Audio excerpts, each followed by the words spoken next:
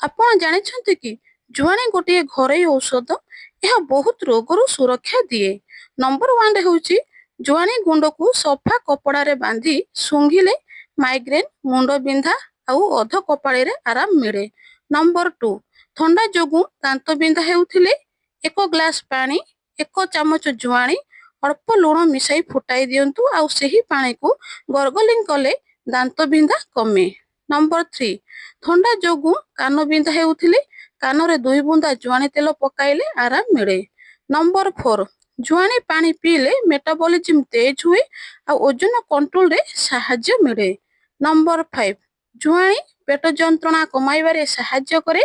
1 ଚାମଚ ଜୁଆଣି 1 କପ୍ ପାଣିରେ ଫୁଟାଇ ପିଅନ୍ତୁ କିମ୍ବା ଅଳ୍ପ ଜୁଆଣି ଆଉ ଚିମୁଟାଏ ଲୁଣ ମିଶାଇ ଚୋବାନ୍ତୁ।